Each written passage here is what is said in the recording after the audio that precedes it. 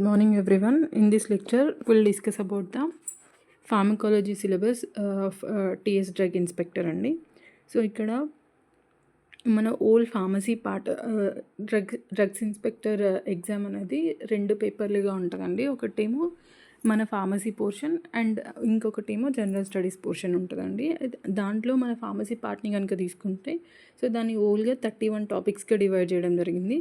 So ఆ 31 పార్ట్స్లో మన pharmacology syllabus వచ్చేసరికి 6 టాపిక్స్, హ్యూమన్ అనాటమీ అండ్ ఫిజియాలజీకి వచ్చేసరికి 3 టాపిక్స్ ఉన్నాయండి. ఓవరాల్గా out of 31 topics 9 topics are related to the pharmacology.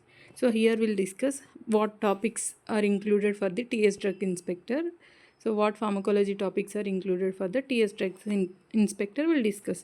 So here దీంట్లో ఓల్ ఫార్మకాలజీ ఏం ఇంక్లూడ్ చేయరండి. ఓన్లీ ఇక్కడ ఒక 5 టాపిక్స్ని ఇంక్లూడ్ చేయడం జరిగింది.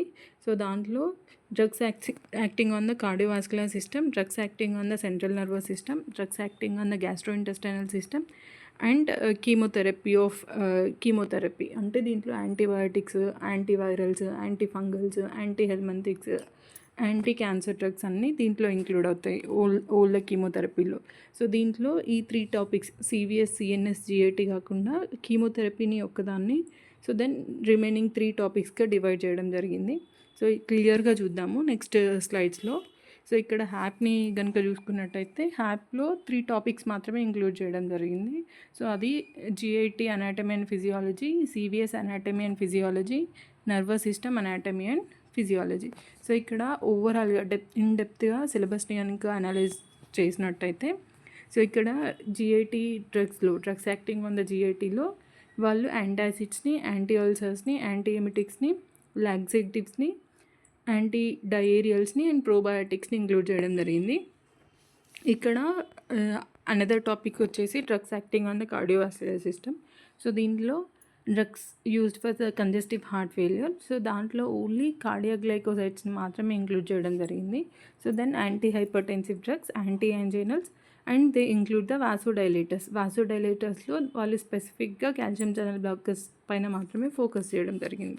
సో నెక్స్ట్ టాపిక్స్ కనుక చూసుకున్నట్టయితే so drugs acting on the CNS.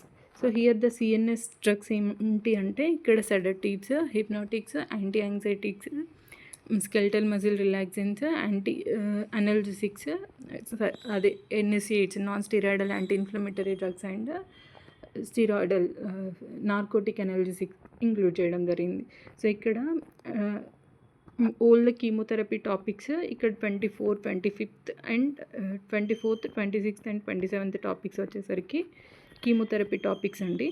So దీంట్లో వాళ్ళు ఏ టాపిక్స్ని ఇంక్లూడ్ చేయడం జరిగిందంటే హిస్టారికల్ డెవలప్మెంట్, పెనిసిలిన్స్ని, సెఫాలోస్పోరిన్స్ని, ఫ్లోరోక్వినోలోన్స్ని, సల్ఫోనమైడ్స్ని అండ్ మాక్రోలిడ్స్ని, అమైనోగ్లైకోసైడ్స్ని ఇంక్లూడ్ చేసిండ్రు. వాటితో పాటు anti helminthics, anti protozoals and then chemotherapy of neoplastic agents, antivirals, anti tuberculosis, anti leprotic డ్రగ్స్ని ఇంక్లూడ్ చేయడం జరిగింది.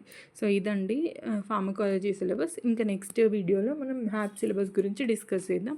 So then will start with the first topic cardiovascular drugs acting on the cardiovascular system నుంచి మనం ఒకసారి pharmacology classes కూడా start చేద్దామండి.